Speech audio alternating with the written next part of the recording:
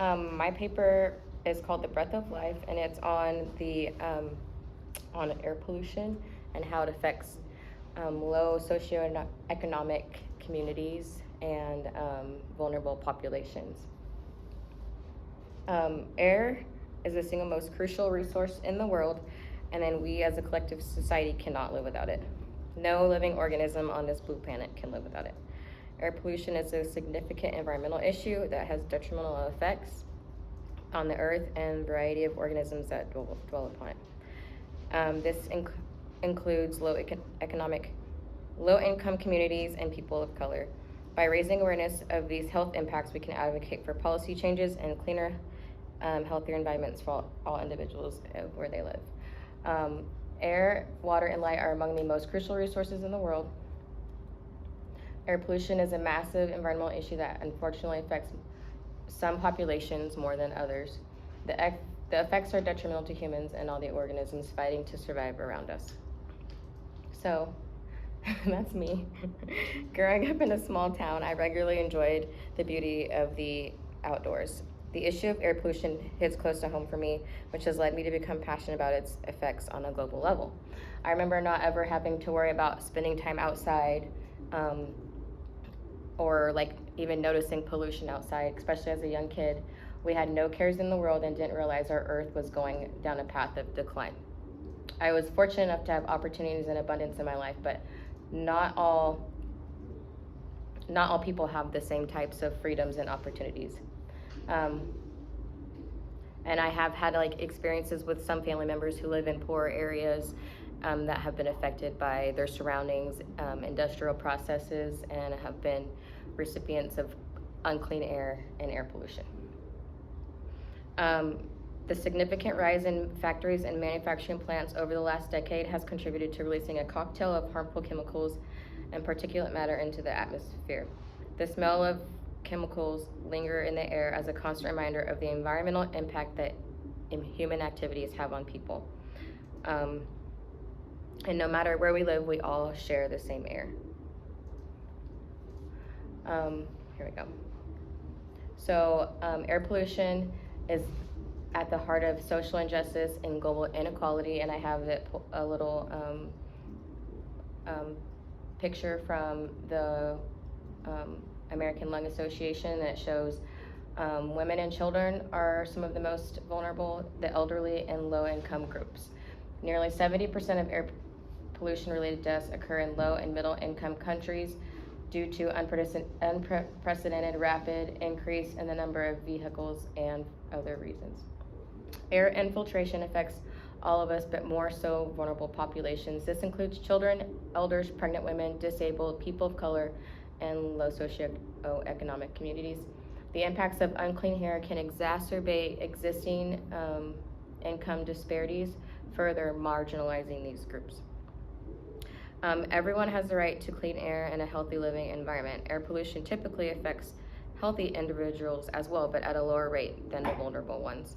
Sensitive populations are impacted because they have little to no control over their environment.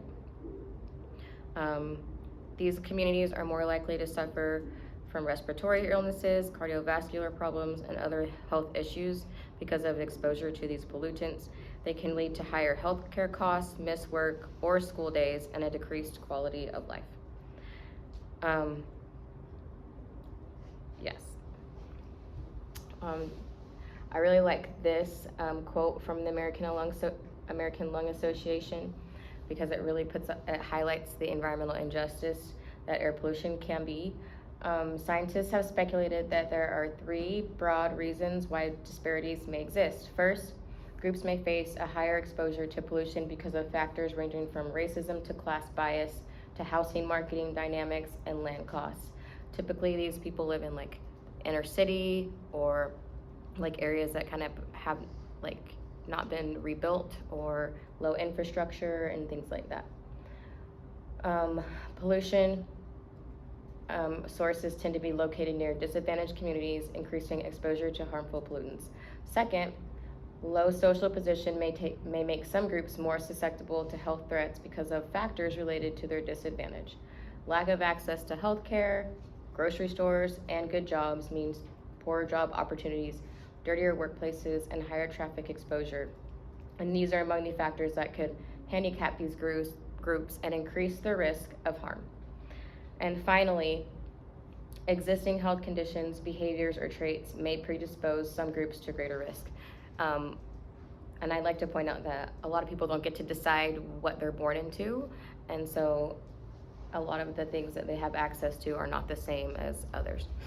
Okay, moving forward. As a humanist, everyone is responsible for protecting the environment and reducing pollution. We can advocate for sustainable practice and policies that promote clean air and reduce harmful emissions. This includes investing in renewable energy resources, improving public transportation, and regulating industrial emissions. By coming together as a collective community and taking action to reduce pollution, we can create a healthier and more sustainable environment for ourselves and future generations. It's hard to imagine how we even got to the point of destroying such a valuable life source. So I put, like, as a humanitarian and an advocate, an environmentalist, and a mom, I feel truly deeply connected to the earth and its organisms, and I strive to protect the longevity of non-renewable resources. And I believe that it's my responsibility to bring awareness to those living in less than ideal circumstances, make a conscious effort to live what I speak. Changing my behaviors directly affects those around me. Call out our country's poor practices, support change, bring ideas, and take committed action, and then live a life that resembles humility and love for how others deserve to be treated. Let's see. This is a quote that I did use from New Desert Reader, and it starts right here. In a wilderness letter, Wallace Steger states, "Shame on America, American technological culture for its commercialism, its vulgarity, and the way in which it has dirtied a clean continent and a clean dream." As air pollution is a persistent issue, imagine that we suppose we work more closely with community organizations to push for stricter regulations on industrial emissions and promote cleaner technologies with dedication and collective effort. In that case, we can make a difference and protect the air we breathe for years to come. And require that governments and businesses take action to reduce air pollution and mitigate its impact on the economy. And there are my sources.